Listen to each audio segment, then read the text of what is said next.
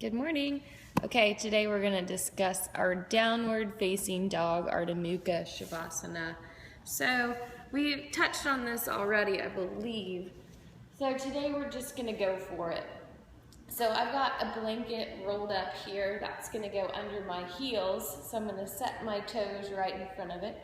I'm going to get down into my all fours posture. And I'm going to start with the hands spread nice and wide.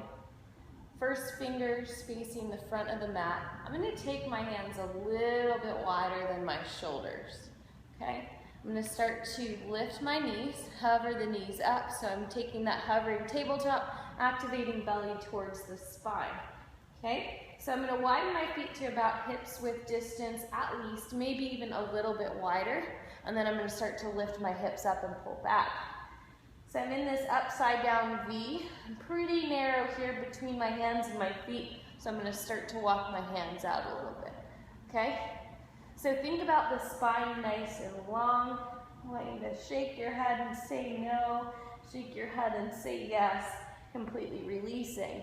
I'm going to slowly start to turn my fingers out just a little bit, and I'm going to think about pressing my heels down onto that blanket. So my spine is nice and long. We have the tendency to really want to drop our hearts down, but we don't want to do that. We want to keep that space in the spine nice and long. So a lot of things happening here. I hope that you're stretching the backs of your legs by drawing the heels down towards that blanket, or even the floor if you don't want to use the blanket. So taking the creases out of my wrist, I'm going to lift my sit bones up and back to that space behind me where the ceiling meets the wall. So I'm still breathing here. Spine is long. I'm not crunching in the shoulders. I'm actually rolling my arms in towards each other actively so that the elbows are, the inside creases of the elbows are facing each other.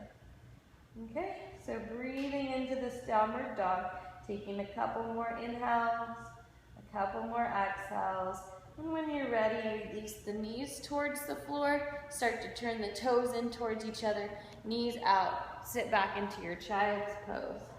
So arms can extend nice and long here, or hands can reach back towards the heels.